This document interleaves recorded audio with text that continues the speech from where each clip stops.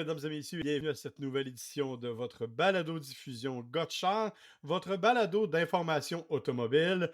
Ça nous fait grand plaisir d'avoir une émission un peu spéciale cette semaine parce que de mon côté, je vais vous amener visiter une usine de pneus située en Italie grâce à Michelin. Moi, de mon côté, je vais faire un petit aperçu de toute l'actualité automobile du moment. Il y a beaucoup de choses qui ont été dévoilées récemment. Puis, mon petit côté cynique va vous parler de deux pratiques commerciales qui pourraient peut-être s'en venir sur le marché du côté de GM et de Ford que je trouve un peu questionnables. Moi, c'est William Bouchard. Et moi, c'est Marc Bouchard et vous écoutez Gotchar.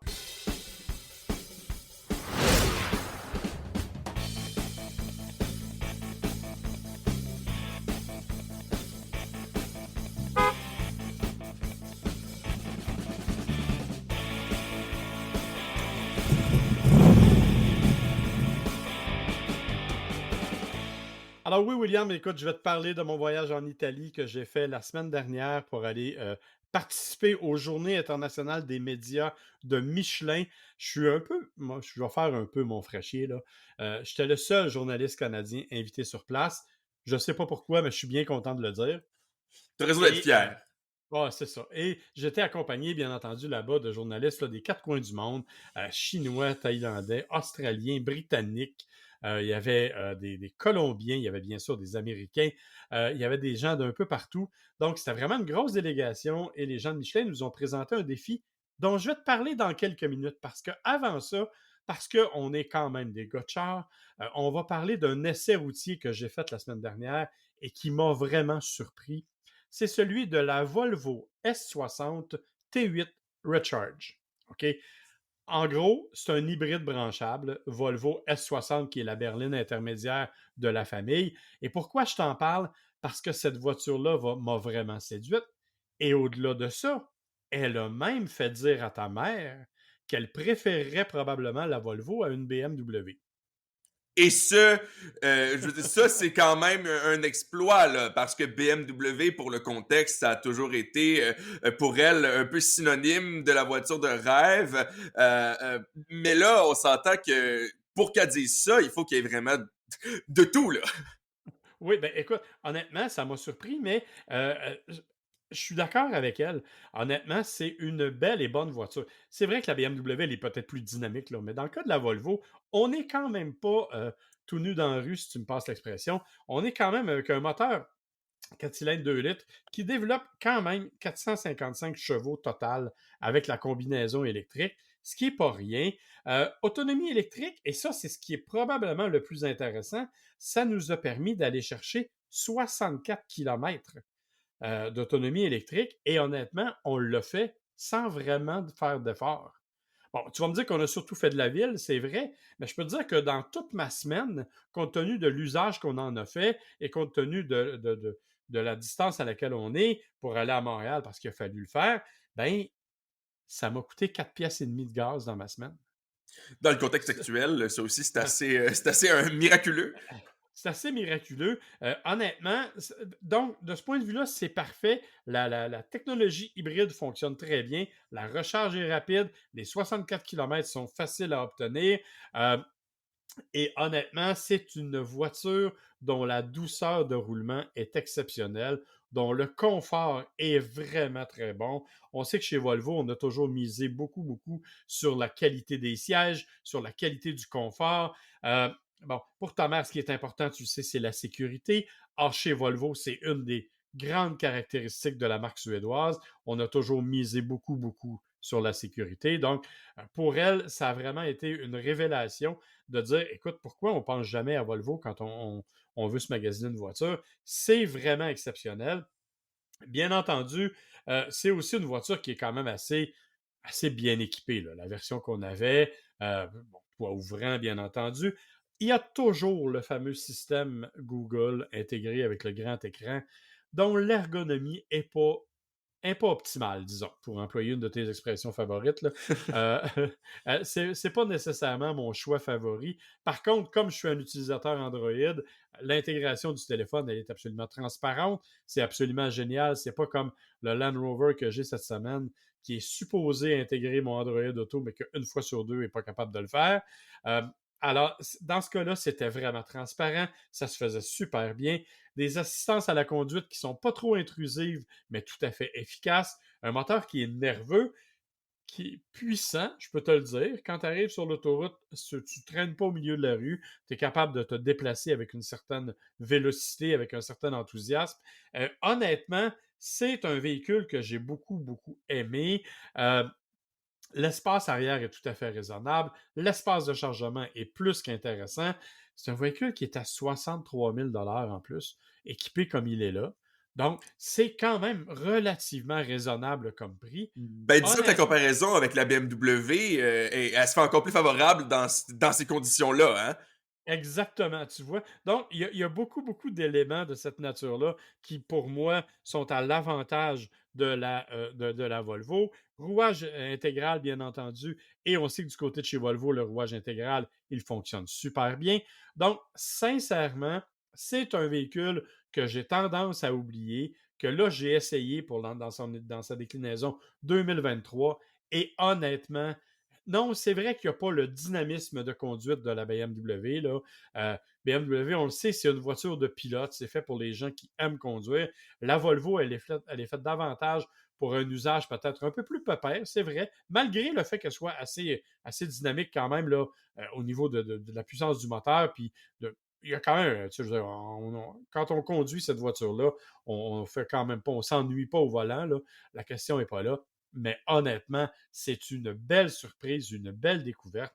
Et je le répète, pour que ta mère ait dit que c'est une voiture qu'elle considérerait au lieu d'une BMW, pour moi, là, c'est un saut d'approbation que je n'aurais pas pu espérer pour un autre véhicule. Ben, écoute, disons que c'est pas mal plus à sa portée au niveau portefeuille. Donc, Oui, probablement que c'est plus réaliste pour elle.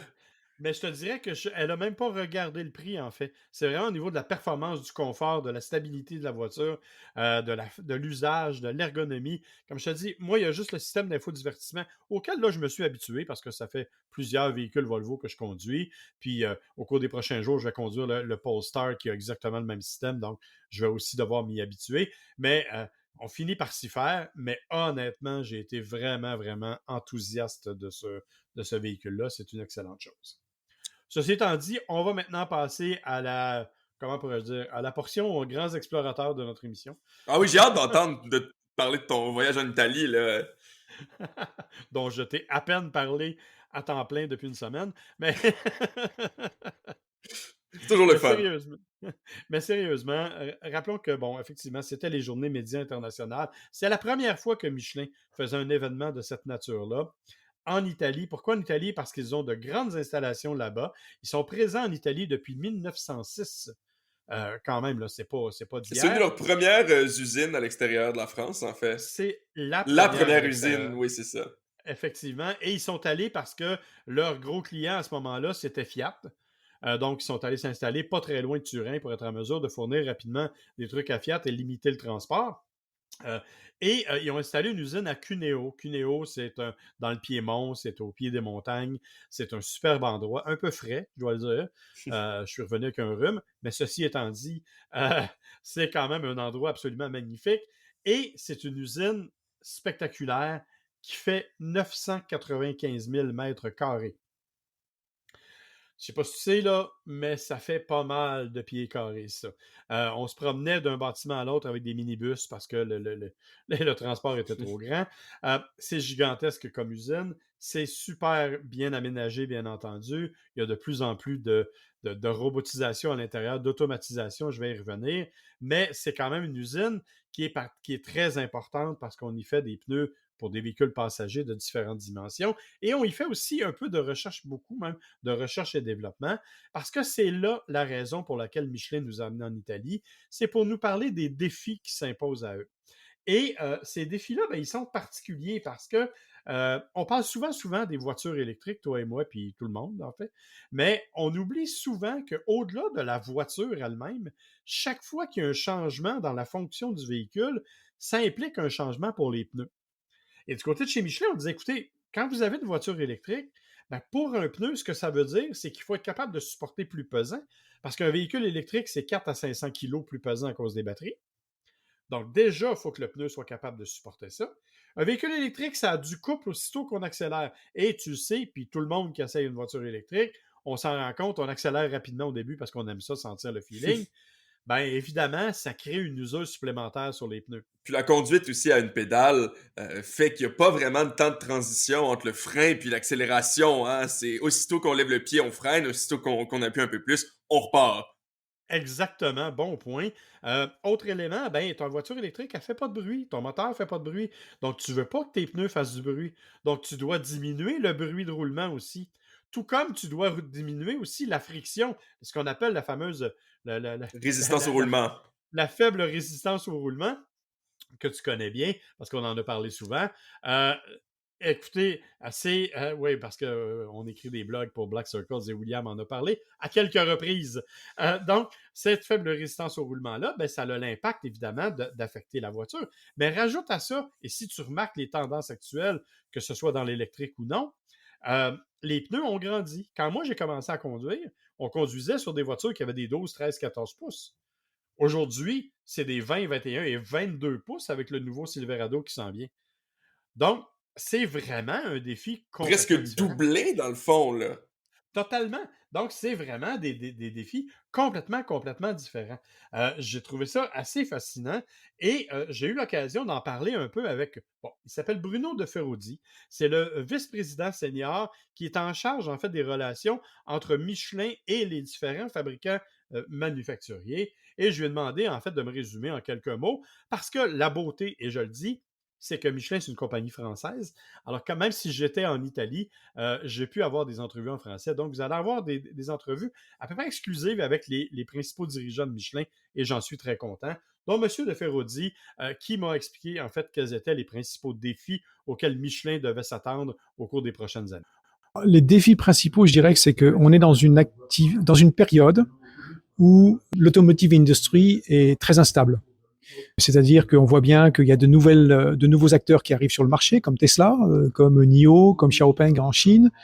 On a un marché chinois dans lequel l'équilibre entre les OEM est en train de changer, c'est-à-dire que les internationaux sont en train de perdre du terrain de manière rapide, et c'est les Chinois qui prennent la place. On a en Europe des Chinois qui commencent à arriver à exporter leurs véhicules, donc qui affectent aussi l'industrie européenne. On a aux États-Unis quelque chose qu'on n'attendait pas du tout. L'électrification des pick-up trucks, c'est quand même incroyable, quoi. Je veux dire, lancé par Tesla avec son Cybertruck, mais en fait le Cybertruck n'est pas sur la route, mais les pick-up trucks électriques sont sur la route. Donc il y a plein de choses qui bougent dans ce marché, un marché très instable, et on est sur un marché instable à un moment où on doit investir énormément pour réussir tous les challenges techniques qu'on a à réussir pour accompagner cette électrification du marché. Et on fait pas que ça, puisque en plus nous, on investit aussi sur l'hydrogène. Donc, vous voyez, on a beaucoup d'investissements dans une période de forte instabilité. C'est problématique. Est-ce que l'hydrogène va vraiment toucher les consommateurs réguliers, les transports passagers, ou va davantage aller vers le transport commercial? Transport commercial. Parce que la puissance de l'hydrogène marche quand vous avez des stations de charge hydrogène qui sont assez. Donc, il vous faut des flottes qui viennent sur une même station de charge. Mettre des stations d'hydrogène un peu partout dans le pays, ça mettra beaucoup de temps.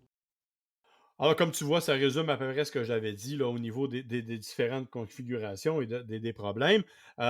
Lui, bien sûr, parle un petit peu aussi de l'hydrogène parce que Michelin est impliqué dans l'hydrogène. Je ne savais pas ça, mais ils font des batteries pour des voitures à hydrogène. Hein, je ne savais pas ça. Mais lui, il dit, bon, écoute, c'est pas pour des autos, c'est pour des camions, comme tu l'as entendu. Donc, évidemment, la particularité. Sauf que dans tout ce développement-là, il y a des éléments qui sont ressortis du côté de Michelin. Il m'a parlé d'un truc qui s'appelle l'entretien préventif. C'est-à-dire que ce qu'il dit, lui, c'est qu'il faut prévoir d'avance quand est-ce qu'il faut changer les pneus. Alors, ce qu'ils font, c'est qu'ils ont créé un algorithme qui permet d'avoir une prévision précise. Alors, je vais laisser M. de Ferraudy vous expliquer un peu de quoi il en retourne. En quelques mots, ce qu'on veut, c'est pouvoir dire à un consommateur, attention, vos pneus arrivent à usure, il est temps de les changer. Et ce qu'il faut, c'est que notre message soit fiable. Et pour que le message soit fiable, il faut qu'on soit capable de lui dire à 1 millimètre près si son pneu est usé ou si son pneu est en état de rouler. Donc, sans intervention physique, sans capteur physique. Sans intervention physique et sans aucun capteur sur le pneumatique. C'est pour ça qu'on met un algorithme dans le véhicule et que l'algorithme nous envoie des informations qu'on est capable d'analyser en fonction de la dimension du pneu, de la taille du pneu, du type de véhicule, etc., qu'on est capable d'analyser pour prédire l'usure du pneu. Bon, alors, comme tu vois, c'est simplement un calcul mathématique et c'est très clair, là. On n'installe rien sur la voiture. En fait, on utilise les données qui sont déjà captées par la voiture pour être capable de prévoir ce qui se passe et de déterminer à 1 millimètre près l'usure. Et ça a l'air un peu utopique de dire ça, mais ils ont déjà fait un test avec des taxis en Corée, en collaboration avec Hyundai. Et ils ont été capables de prévoir à 1 millimètre près le niveau d'usure, donc quand est-ce qu'il fallait changer les pneus. Ils sont allés plus loin que ça. Ils ont été capables de savoir à quel moment le taxi avait changé de chauffeur. Parce que l'usure n'était pas la même et l'usage n'était pas le même. Donc, c'est assez particulier comme démarche et c'est assez unique. Donc, tout ça, ça fait partie des défis que Michelin a à affronter. Ils ont aussi d'autres éléments et un élément auquel moi, je n'avais pas pensé, je dois te le dire, c'est toute la question des émissions de gaz à effet de serre par les pneus eux-mêmes. Parce que les pneus, tu sais, émettent des gaz bon, ils envoient des petites particules Oui, c'est ça. Et c'est les pires, en fait, à ce niveau-là. Exactement. Donc, chez Michelin, on dit qu'il n'y a actuellement pas de norme. Il y a une norme qui existe, qui est en cours de préparation. Et je vais laisser le responsable, écoute, le nom en français, je ne sais pas. Il est directeur des communications scientifiques et de l'innovation du côté de chez Michelin. C'est M. Cyril Roget. Et il va nous expliquer un peu ce qui est en train de se passer en Europe avec un truc qui s'appelle le Euro 7, où on parle justement de ce principe d'abrasion. En fait, ce qu'on essaye, alors nous, Michelin, on est favorable en fait à ce qu'il y ait une réglementation sur l'abrasion partout dans le monde, puisque bon, c'est un phénomène, l'abrasion des pneus, c'est un phénomène qui est lié à la sécurité du pneu, et on crée des particules parce que le pneu a du grip. Donc, on ne sait pas faire des pneus qui sont à la fois adhérents et qui ne font pas de particules. Donc, comme on a ce phénomène en face de nous et qu'on se dit quels sont les moyens qu'on a pour les réduire dans le monde, ben on peut se dire chaque manufacturier travaille de son côté à les réduire, mais on voit que les écarts sur le marché sont énormes. Hein. On peut aller de 1 à 4, voire 5 entre certains pneus et d'autres sur les quantités d'émissions produites chaque année. Pour vous donner un petit ordre d'idée, un pneu qui va être très bon en émissions de particules sur une voiture qui fait 20 000 km par an, donc on va dire 13-15 000 miles, on va avoir 1,5 kg de particules émises par les pneus, pour les 4 en tout, sur les meilleurs pneus. Et les moins bons, ils vont faire jusqu'à 8 kg par an de particules. Et donc, c'est pour ça qu'on s'est dit, il faut absolument qu'on trouve un moyen que ces pneus-là, ils puissent plus être vendus sur le marché. Ça permettra de limiter énormément les particules. Et donc, la réglementation, c'est là qu'elle intervient de façon importante. Donc, nous, on travaille avec la Commission européenne pour qu'on ait cette réglementation Euro 7 qui arrive en Europe.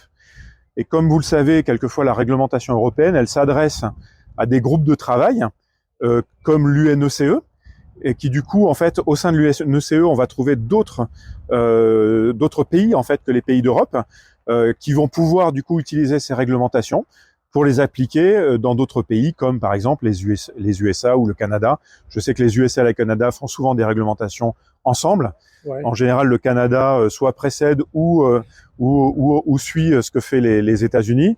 Voilà. Après, on sait qu'aux États-Unis, bon, le processus réglementaire est pas toujours aussi évident parce qu'il y a tous les États et qu'il faut mettre tous les États d'accord. Donc, on a un autre moyen aussi, c'est de discuter aussi avec des prescripteurs, des grands prescripteurs. Et peut-être que là, on peut avoir des discussions aussi avec des gens qui font des tests au Canada, par exemple, pour aider à faire comprendre qu'il y a des différences entre les pneus pour le consommateur, en fait. Alors, comme tu vois, l'abrasion pour chez Michelin, c'est important. Mais évidemment, bon, ils nous ont bien dit qu'eux autres étaient les meilleurs, que des tests avaient été faits de façon indépendante et qu'ils étaient les meilleurs. Mais ils veulent quand même étendre la norme partout dans le monde. Et ils ont même commencé des démarches avec l'Amérique du Nord pour être en mesure d'arriver à présenter ça. Donc, comme tu vois, Michelin est vraiment dans un espèce de grand contexte de changement assez radical. On en a profité pour visiter usine qui, en temps normal, utilise jusqu'à de l'électricité comme une ville de 50 000 habitants, ce qui n'est pas rien. Ils sont en train de construire une centrale géothermique pour récupérer ça, pour être capable d'éliminer, en tout cas de diminuer leur consommation à ce niveau-là, ce qui ne serait pas une mauvaise chose. Et ils sont en train de mettre en place toutes sortes d'éléments, dont des éléments de contrôle de qualité. Pourquoi je dis ça? Parce que je ne savais pas que les pneus Michelin étaient individuellement regardés après chaque fabrication. En tout cas, à 80%. Peut-être pas à 100%, là. Et donc, on passe les pneus sur une chaîne et il y a des gens qui sont chargés d'observer les pneus pour voir s'ils ont des défauts visibles. Ils ont 1 minute pour le trouver, puis après ça, le pneu passe sur la chaîne. 1 minute. Écoute, 1 minute. On a fait le test, on nous a mis un pneu devant nous en disant, écoutez, il y a un défaut dessus, trouvez-le. Après 5 minutes, le groupe de 12 journalistes que nous étions n'avions absolument rien trouvé. OK? Non, mais c'est vrai, là, on ne l'a pas trouvé. Donc, ils ont créé chez Michelin une machine qui s'appelle Iris. C'est intéressant parce que cette machine-là, elle va aussi se retrouver en Nouvelle-Écosse, là où il y a un investissement de 300 millions de dollars qui s'en vient du côté de chez Michelin. Donc, ils vont avoir cette machine-là qui est composée de caméras 2D, caméras 3D et d'intelligence artificielle qui regarde passer chacun des pneus, qui le compare avec le pneu idéal et qui détecte les problèmes, le cas échéant. Le fameux pneu que nous, on n'a jamais trouvé en 10 minutes, elle, en 32 secondes, avait découvert le défaut. Là, On parle de quel genre de défaut, là, par exemple? défaut visuel, ça peut même être un défaut dans le marquage. Hein? Ça peut être pas la bonne grandeur de pneu écrite sur le côté. Ça peut être. Dans notre cas, c'était que. Bon, la façon dont c'est fait, c'est des pneus, c'est un mélange, hein, puis je vais y revenir, mais il y a 200 composantes dans un pneu. Okay? Ces 200 composantes-là sont mélangées dans une espèce de pâte. C'est mis sous pression, c'est moulé, si tu veux, et c'est comme cuit. Pour atteindre ça. Mais selon la façon dont ça va être injecté dans l'espèce de moule et tout, il peut y avoir des débordements, il peut y avoir des trucs qui dépassent. Dans notre cas, c'était ça. C'était une espèce de petit débordement à un endroit qui est juste esthétique, qui ne change absolument rien au niveau de la qualité du pneu, mais il fallait le corriger. Et ça se corrige. Là. Ils peuvent le sabler puis ça part. Donc ça s'en va, au moins. Donc, tu as cette machinerie-là qui est intéressante. Tu as les presses, justement, parce que le pneu est pressé. Je dis qu'il est moulé, mais en fait, il est pressé. Cette presse-là, qui fonctionnait auparavant à vapeur, fonctionne maintenant à l'électricité. Ça a l'air que ça a fait diminuer considérablement la chaleur et les conditions pour les employés, hein, parce que ça ne devait pas être évident tout à fait. Donc, mais c'est beaucoup plus propre aussi au niveau de l'usage. Et, je l'ai dit, toutes les composantes qu'il y a dans les pneus, il y en a 200. Moi, je pensais que du caoutchouc, c'était du caoutchouc, là. Mais il y en a 200 des composantes. Et ces composantes-là doivent être remplacées éventuellement par des composantes durables. Durable, ce que ça veut dire, c'est qu'ils peuvent être renouvelées au cours de la durée de vie d'un homme. Donc, le sable qu'on met dedans, ça prend des milliers d'années à se faire, c'est pas durable. Le caoutchouc naturel qui provient des arbres à caoutchouc, c'est pas durable parce que les arbres à caoutchouc poussent dans un endroit très précis à 200 km de l'équateur et que c'est victime de déforestation. Donc, il faut trouver des alternatives. Alors ça, c'est le dernier défi Michelin, c'est vraiment de trouver des alternatives à ces produits-là pour les rendre plus propres, plus intéressants. Évidemment, on a déjà commencé. On a créé un premier pneu qui comporte 45% de matière durable à l'intérieur. Ce pneu-là, on l'a essayé sur la Ioniq 5, ta voiture de prédilection. Ma préférée. Ce pneu-là, on l'a essayé sur une petite piste de karting. Évidemment, c'est une petite piste, on poussait trop fort parce qu'on est des journalistes nono. C'est sûr que ça glissait un peu plus que normalement, mais en usage normal, honnêtement, je ne me serais pas vraiment rendu compte de la différence. À l'exception peut-être d'un petit peu de moins de support par rapport au poids, mais c'est vraiment, vraiment infime. Là. C'est vraiment parce que je veux être chialeux. Donc ça, c'est les étapes que Michelin est en train de franchir. Mais il y a une autre étape qu'ils sont en train de franchir, et celle-là, je veux t'en parler particulièrement à toi, parce que je sais que tu es très sensible à ce genre d'affaires-là. C'est toute la notion humaine, si tu veux, du côté de chez Michelin. Donc, on est en train de tout changer la gestion à l'intérieur. Ça se gère maintenant par équipe. Ils ont des tableaux électroniques qui permettent de savoir, par exemple, dans telle place, la machine n'a pas atteint ses objectifs. Et là, ils font une réunion de toute l'équipe ensemble pour dire qu'est-ce qui se passe, qu'est-ce qui s'est passé, comment on peut corriger ça. Ils sont même en équipe quand vient le temps de distribuer les bonus de fin d'année. C'est pas le patron qui décide, là, c'est vraiment eux autres en équipe. Et moi, je trouvais que ça, plus des déclarations du grand boss de Michelin, ça me semblait un peu utopique. J'ai eu l'occasion de rencontrer le président de Michelin, du groupe Michelin Monde, Florent Ménégo. Il y a une vision particulière, disons, des investissements et de l'importance des humains chez Michelin, et je le laisse en parler. Il faut trouver un meilleur équilibre. C'est-à-dire qu'aujourd'hui, on était probablement allé un peu trop loin dans la rémunération du capital. Et aujourd'hui, il faut redonner simplement des perspectives à la rémunération du travail. C'est-à-dire qu'il faut que les gens puissent se projeter. Ce qu'on appelle l'ascenseur social. Il faut que les gens, à travers leur travail, trouvent les moyens de se développer, en fait. et de se projeter. Donc, et le capital, alors, quelquefois on me caricature, je ne dis pas il faut arrêter de rémunérer le capital. Il est normal de rémunérer le capital. Simplement, aujourd'hui, on ne peut pas forcer une entreprise à ne penser qu'à la rémunération du capital. En fait, et d'ailleurs, tout ça s'enrichit l'un l'autre. Si vous avez des personnes motivées, si vous avez des personnes chez Michelin, moi, ce qui m'intéresse toujours chez Michelin, c'est de regarder dans les usines le sourire des gens. Est-ce qu'ils ont l'œil qui pétille? Est-ce qu'ils ont envie de faire des choses? Et c'est là où on fait des progrès, c'est là où on innove. Donc c'est ça, c'est ça qu'on veut préserver chez Michelin. Et quand ces, ces personnes-là font ça, elles le rendent de manière incroyable. Et donc on se développe plus vite, on est plus imaginatif, on est plus innovant. Et donc du coup, il y aura un retour sur le capital. Et si on fait que s'occuper de la rémunération du capital, on oublie que les personnes ne sont pas des machines.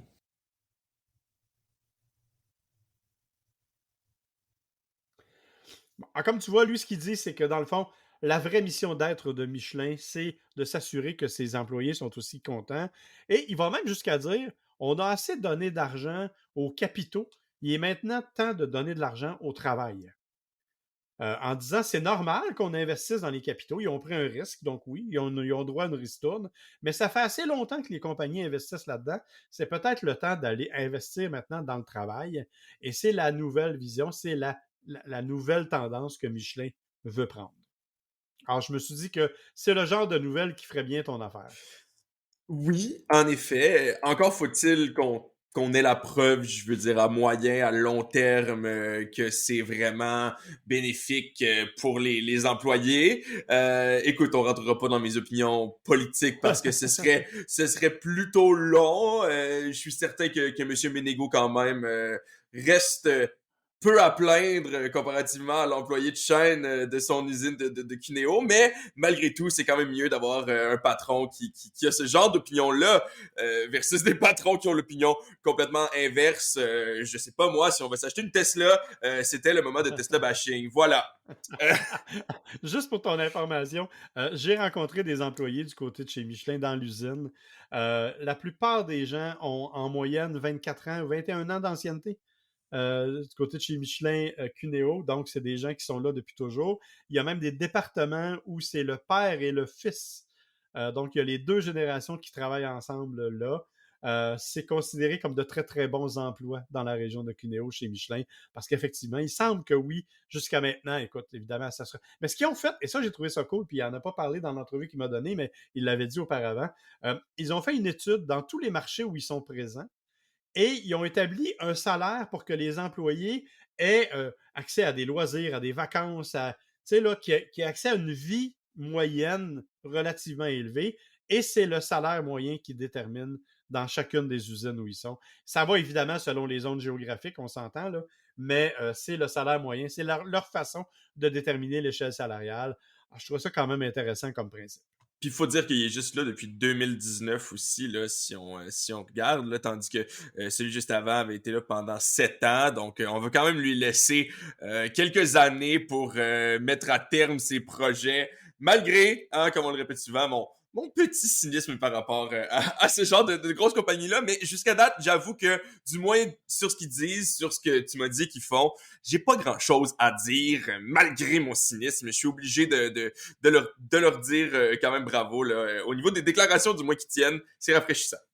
Effectivement, je suis d'accord. Puis honnêtement, moi, j'ai été impressionné. Dernier détail en terminant, parce que Michelin, c'est aussi le guide Michelin, c'est-à-dire les étoiles Michelin qui vont avec les restaurants.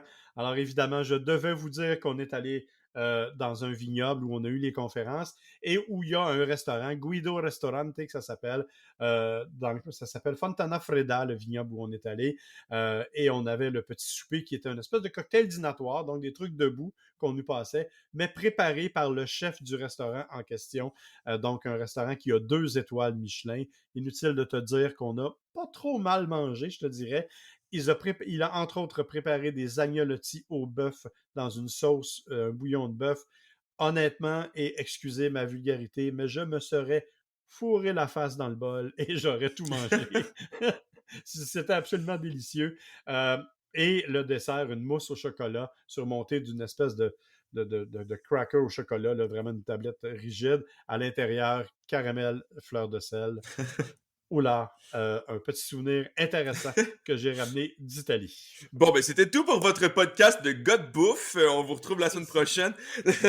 J'ai un collègue qui me dit, fait que finalement, il y en a qui grandissent en Italie, toi, t'as grossi en Italie. C'est ça, c'est à peu près ça. Ben écoute, mange, prie, aime, hein, qu'est-ce qu'elle fait en Italie? Exactement. Alors Voilà. là-dessus, mon cher, on va passer aux autos. Je vais te laisser Alors là-dessus, t'étouffer sur tes pattes. Mais oui, je vais parler de mon actualité automobile. On va y aller dans l'ordre du plus vrai au moins vrai, si tu me permets. On va commencer avec la Volkswagen ID7, qui est prévue au Canada en 2024 et qui est une berline 100% électrique. J'avoue que j'espère pouvoir l'essayer quand elle va arriver là. Je suis pas nécessairement, j'ai pas nécessairement de préférence pour la berline, mais le look, je trouve que c'est particulièrement réussi, surtout ben, quand on regarde les autres membres de la famille là, on s'entend. Même Lady Buzz en fait, on peut voir des airs là de famille, mais franchement, je trouve que c'est pas mal réussi. L'intérieur aussi, là, du moins, les photos qu'on en a pour le moment, parce que ça reste quand même... on n'a pas tous les détails sur tous les aspects du véhicule, là, mais j'avoue que ce qu'on en a sorti pour le moment, je trouve ça assez esthétiquement plaisant. Toi, t'en penses quoi? Tout à fait d'accord. Et pour la petite histoire, quand je suis allé en Italie, j'étais avec le rédacteur en chef d'un site qui s'appelle The Drive. Et lui avait assisté sous embargo à la présentation de la voiture quelques jours auparavant. Et il nous en a parlé. Et il était enchanté de la qualité de la voiture elle-même. Donc, moi, je l'ai vu seulement en photo, mais je suis d'accord avec toi. C'est le genre de véhicule qui, honnêtement, pourrait très, très bien me réconcilier avec les berlines. Ben, tu vois, honnêtement, moi, la première partie, j'imagine que c'était l'Ioniq 6, hein, qu'on allait Ouais. essayer. Puis là, si je peux essayer celle-là l'an prochain, j'imagine, hein, je crois que moi aussi, je vais être convaincu. Si on va dans une autre catégorie, mais quand même quelque chose d'un peu similaire, là, la Buick Envista, la raison pour laquelle je dis similaire, c'est parce qu'on est dans quelque chose de plutôt abordable, hein?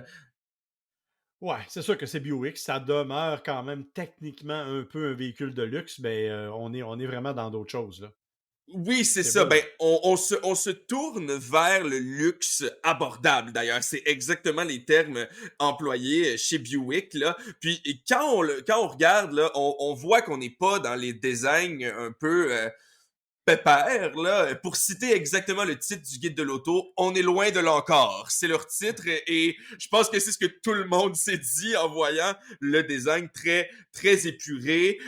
On dirait qu'ils se sont passé le mot chez les manufacturiers automobiles là, qu'il faut qu'on mette l'accent sur l'aérodynamisme parce que on le voit là aussi un toit là parfaitement lisse.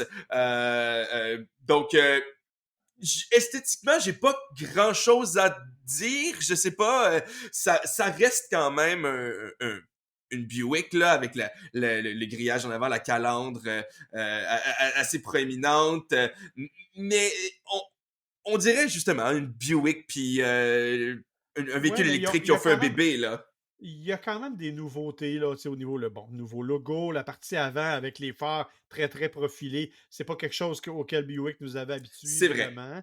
Tu sais, donc, on arrive vraiment avec quelque chose qui est définitivement plus dynamique que ce que Buick nous propose d'habitude. Et, c'est important de le préciser, c'est le premier véhicule Buick qui va porter le nouveau logo de la compagnie.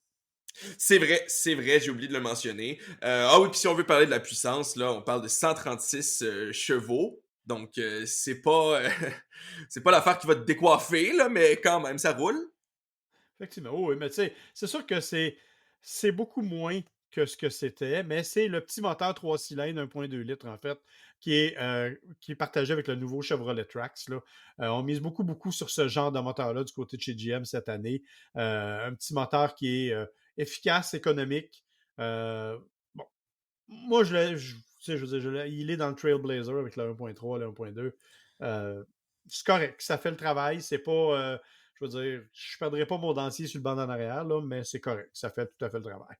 Et J'imagine c'est que tu peut-être vas la bonne pouvoir... nouvelle. Ouais, écoute, c'est vrai, je pense que personne n'a envie de voir ça. Mais outre ça, j'imagine que tu vas pouvoir en faire l'essai encore plus rapidement parce que c'est cet été là qui devrait être en vente. Donc, quand même assez bientôt. Puis, pour une fois, un véhicule dont le prix de départ là, va pas être à 45 000 et plus. Donc, à ce niveau-là, c'est déjà quand même pas mal. Maintenant, quelque chose qu'on sait pas quand ça va arriver, ni même si ça va arriver, mais qui mérite quand même un peu de ton attention, si tu me permets. La Polestar 4 qui a été présentée à Shanghai. Oui.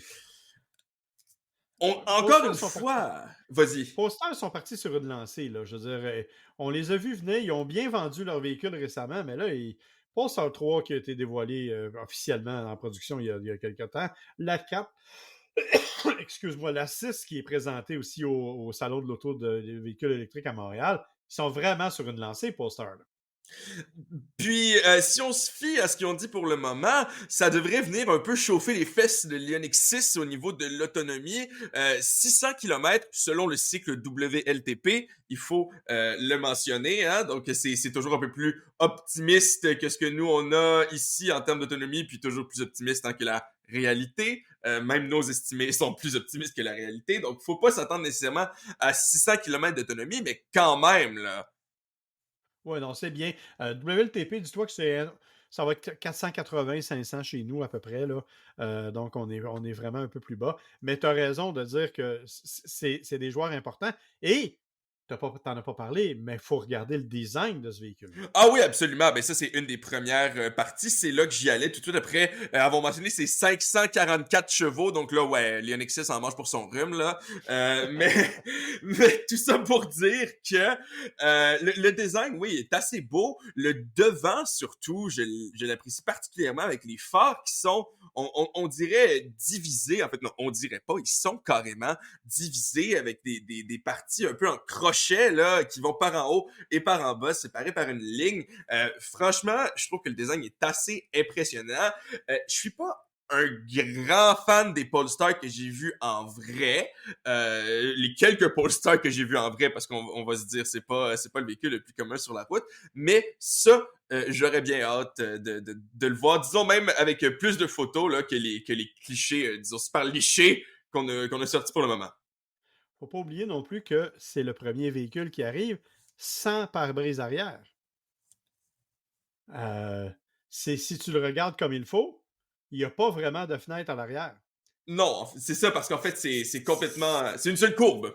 C'est ça, c'est numérique. Donc, on va miser sur un rétroviseur numérique pour nous donner une vision vers l'arrière. Est-ce que ça va suivre ça pour se rendre jusque chez nous?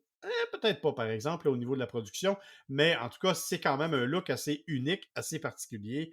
Et tu l'as dit, c'est Polestar. Les phares, pour ton information, va voir les Volvo. On est à peu près dans le même genre. C'est l'inspiration. Chez Volvo, ça s'appelle le marteau de Thor. Ah ben hein, les Suédois, c'est quand même intéressant. Là, je sais pas qu'est-ce qu'on va nous dire là pour le présenter à Shanghai. Je sais pas s'il y a un dieu chinois qui a un marteau, mais dans tous les cas, c'est quand même assez intéressant. Peut-être juste, je vais bifurquer avant d'aller dans d'autres concepts là pour te parler du Lincoln Nautilus 2024 assez rapidement. Pas vraiment de détails là, pour le moment, mais tout ça pour dire qu'ils ont présenté ça avec un écran de 48 pouces en bas du pare-brise. Oui. 48 pouces. Ouais, c'est 46, ça veut dire, ben, en fait, c'est comme la nouvelle tendance. Là. Au lieu de dire on a mis 3 écrans de 14 pouces, on a mis donc 48 pouces d'écran. C'est parce qu'on jumelle les écrans. Donc, c'est un peu ce qu'on a fait chez Mercedes-Benz, c'est un peu ce qu'on fait un peu partout. On met sur des écrans à de grandes dimensions, souvent des écrans recourbés pour rendre ça plus visible par tout le monde. C'est exactement le cas. La moitié. En réalité, ça a le même effet qu'un véhicule conventionnel. Faut pas se laisser tromper. Là. D'un côté, on a le groupe d'instruments. C'est simplement que là, à la place d'avoir seulement une console centrale, on va avoir également un écran du côté du passager. C'est la Mercedes, je crois, qu'on avait essayé ensemble.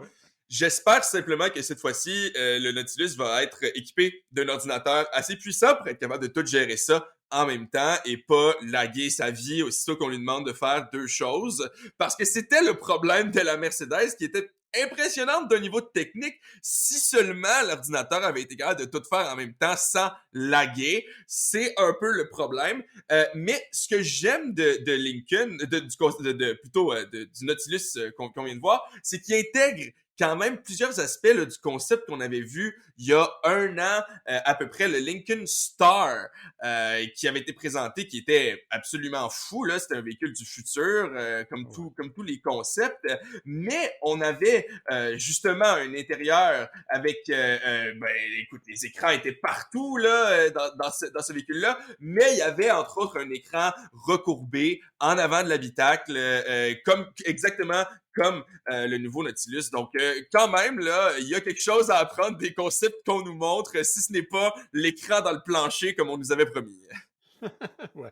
On va quand même parler un peu plus de mécanique avec le Nautilus parce qu'il faut en parler. Oui, oui, bien sûr. La grande nouveauté, c'est la venue d'une version hybride sur ce moteur-là. On a un 4 cylindres turbo avec un système hybride qui comprend un système électrique de 134 chevaux avec une petite batterie. Ça va faire 310 chevaux au total. C'est une grande nouveauté pour Lincoln, mais attention, autre nouveauté, il va être fabriqué en Chine et ne sera plus fabriqué en Amérique du Nord. Ça aussi, c'est un grand changement. Et il va valoir la modique somme de base de 62 000 sans les options. Il est construit où en ce moment, le Le Nautilus? Nautilus n'est pas construit à Oakville, en Ontario? Oui, c'est ce que j'étais en train de me dire, mais c'est parce qu'ils vont refaire l'usine pour... Dans le fond, il y a une refonte de l'usine qui va se faire, donc ils produiront juste simplement plus le modèle là, parce que ça va être des modèles électriques qui vont être produits à l'usine d'Oakville. Oui, c'était ce que je me demandais, il me semblait que... Exactement. Et l'autre élément qu'il faut comprendre, c'est que la Chine, c'est à peu près 60% du marché du Nautilus actuellement. Donc, on rapproche simplement la production du marché local, c'est tout. Ça a quand même du sens. Là, deux finalement... concept là, on sait pas trop quand est-ce que ça va arriver. On va commencer avec Toyota qui nous a dit que on devrait produire un VUS électrique à 3 rangées aux États-Unis d'ici 2026. Mais bon, qu'est-ce que ça veut dire exactement? On le sait vraiment pas. En gros, on nous a dit on est un peu en retard, on aimerait ça se rattraper. Alors d'ici 2026, on devrait lancer 10 nouveaux modèles électriques, dont un VUS électrique. Mais de quoi il y aura l'air, qu'est-ce qui va en être, voilà. On verra. C'est ça, on verra. Allons-y. Faisons confiance à Toyota. Exactement. Le deuxième, c'est celui que tu préfères. Ah ben j'ai gardé celui que j'avoue que je trouvais le meilleur pour la fin. Mais écoute, toi-même, quand je te l'ai montré, ta réaction a été instantanée. Wow! Je te parle du concept, écoute, pas le nom, ok? Je te parle du concept Lancia Pu plus Ra HPE. J'imagine que c'est le plus, on le prononce pas, là. Mais c'est comme ça que c'est écrit. Mais c'est le concept Lancia. Écoute, Lancia, c'est quoi ça? J'ai jamais vu, je sais même pas si j'ai vu une Lancia dans ma vie, moi, personnellement, Il y là. en a plus ici, là. Lancia, c'est une compagnie européenne qui s'est beaucoup démarquée, notamment au niveau du rallye. Ils ont fait des voitures absolument spectaculaires à l'époque du rallye. Ils en font encore quelques-unes, mais c'est le retour de Lancia, disons, dans le monde un peu plus actif. Ouais, mais ça appartient à Stellantis. Fait que disons qu'ils sont pas dans le trouble nécessairement au niveau monétaire à cause de cette alliance-là. Puis le concept qu'ils nous ont montré, justement, là, le Pu plus Ra HPE, c'est pas très beau, hein. C'est un véhicule qui promet d'être 100% électrique. Maintenant, c'est un concept car, là, fait qu'il faut pas s'attendre, comme je le mentionnais, à quoi que ce soit qui va vraiment ressembler à ça. Mais va falloir qu'on poste la photo sur la page, là, je peux pas croire, parce que c'est vraiment impressionnant. Bon, je suis un peu, je suis pas nécessairement impartial parce que la couleur, c'est une de mes couleurs préférées dans la vie, puis c'est la première fois que je le vois sur un véhicule comme ça aussi bien exécuté. L'avant est vraiment étrange là, avec un peu une étoile à 3 pointes. J'ai jamais vraiment vu quelque chose qui se rapprochait de ça. Puis moi, ce qui me fait un peu capoter, c'est l'arrière qui reprend le look des Lancia vintage là, 60-70 avec les phares ronds qui ressortent de l'arrière. Écoute, c'est pas ce que je m'achèterais comme voiture, c'est sûr là, mais comme concept, je trouve ça particulièrement réussi. Ouais, je suis assez d'accord avec toi. C'est spectaculaire, c'est le moins que l'on puisse dire. Bon, qu'est-ce que ça va donner dans la vraie vie? Est-ce qu'on va un jour produire quelque chose qui va être tiré de ça? Je suis pas certain, mais j'avoue que le look est indéniablement remarquable. Disons que ça me donne envie de suivre le développement du côté de Lancia. C'est bien, c'est bien. Si je peux terminer sur une note un peu plate, hein, bon, écoute, c'est ça qui arrive des fois. Laisse-moi te parler de Ford et de GM. On va commencer par GM, qui nous a dit que, eh ben, c'était le fini Apple CarPlay et Android Auto dans ces véhicules électriques, hein, pas dans les véhicules à combustion, qui eux vont continuer là, à les avoir à leur fin de vie. Mais sur le véhicule électrique, on n'aurait plus les systèmes de projection de cellulaire, mais plutôt on devrait à 100% faire confiance, si on veut, au système d'infodivertissement de GM, produit en collaboration avec Google. Donc, on s'entend qu'il va quand même y avoir une intégration là, probablement plus facile avec les Android. Il va certainement y avoir aussi Google Maps, Google Assistant. Mais malgré tout, il va falloir faire confiance à GM à ce niveau-là. Et pourquoi on nous dit l'intégration holistique? Oh, c'est Hein? beau. Ah oui, C'est c'est beau, beau. c'est beau. Et non, ce n'est pas aller se prendre des petits trucs homéopathiques dans son GM.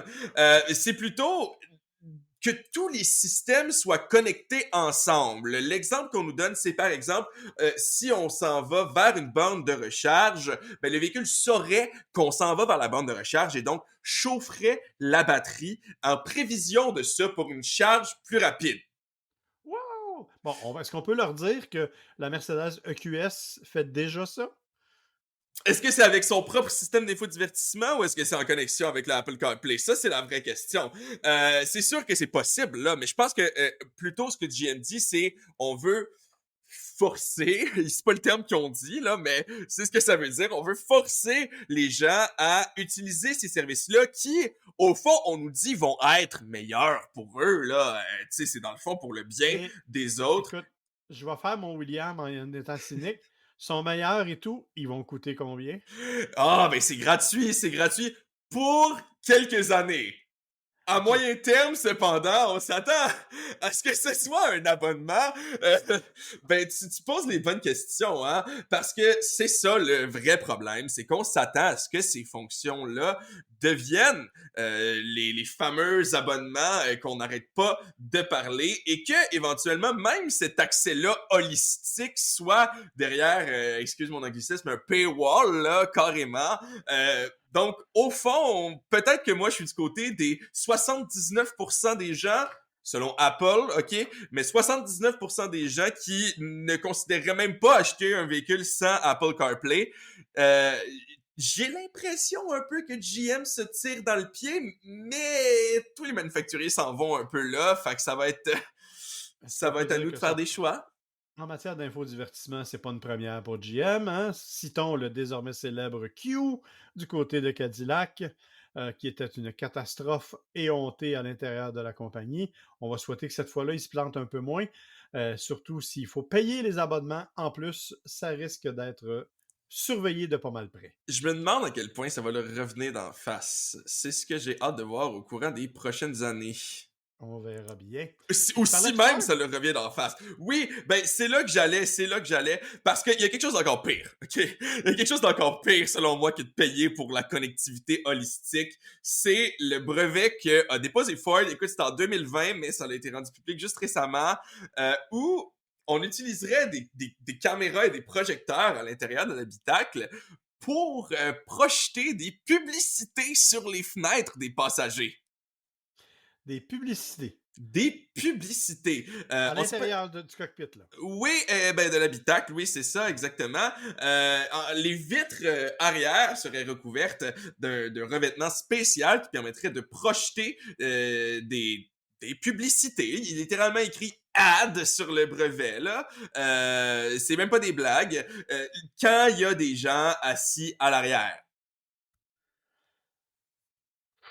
Fait que finalement, on va être exposé devant une immense infopub tout au long de notre randonnée quand on va être assis en arrière, c'est ça? Ah oui, puis ça, je veux dire, déjà, il y a les panneaux autour de nous, on va les avoir là. On regarde son cellulaire, on a les Mais publicités. ça va être hyper dérangeant, ça va être hyper nuisible. C'est censé être seulement pour les passagers, à en croire le brevet, le dessin du brevet. Mais écoute, je suis d'accord avec toi, là, ça a pas de bon sens. C'est un brevet. C'est un brevet. Écoute, il y a un brevet pour une machine qui fait accoucher les femmes par force centrifuge, OK? Ça n'a jamais été mis en pratique. Il y a beaucoup de brevets qui existent et qu'on ne voit jamais. Mais simplement le fait qu'il y ait comme une espèce de génie du mal chez Ford qui ait pensé à ça, ça me trouble un petit peu. J'aimerais ça rencontrer la personne qui a eu cette idée-là, puis juste comme ne pas lui serrer la main. Mais outre ça, on nous dit, mais non, encore une fois, vous êtes tellement cyniques, c'est pour votre bien.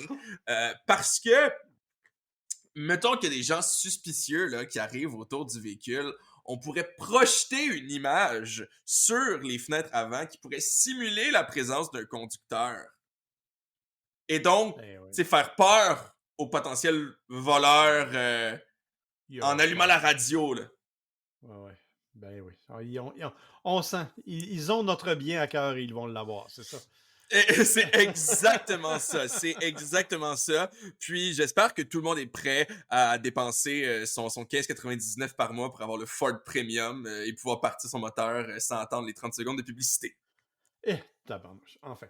Voilà. Je t'ai fait peur hein, avec cette vision-là, imagine. Mais C'est j'avoue comme souffler dans Balloon, mais tu peux pas skipper la pub, tu sais. En tout cas. Là, tu m'as un petit peu... Bon, OK. Alors, c'est sur ces notes extrêmement encourageantes que prend fin notre épisode de cette semaine. On espère que ça vous a plu. C'est un peu différent de ce qu'on fait d'habitude, mais on espère que ça vous a plu. On vous rappelle que, bien sûr, on vous invite à vous abonner sur chacune des plateformes, Spotify, Google Podcast, à nous envoyer des commentaires, que ce soit sur nos pages Facebook personnelles ou sur les pages Facebook du Gotcha Podcast, ou encore à gotcharpodcast@gmail.com que vous pouvez toujours utiliser. On vous remercie d'avoir été avec nous et mon cher William, là-dessus, on se souhaite bonne semaine. Bonne semaine. Au moins, on n'est pas encore dans 1984. Hey, t'es décourageant.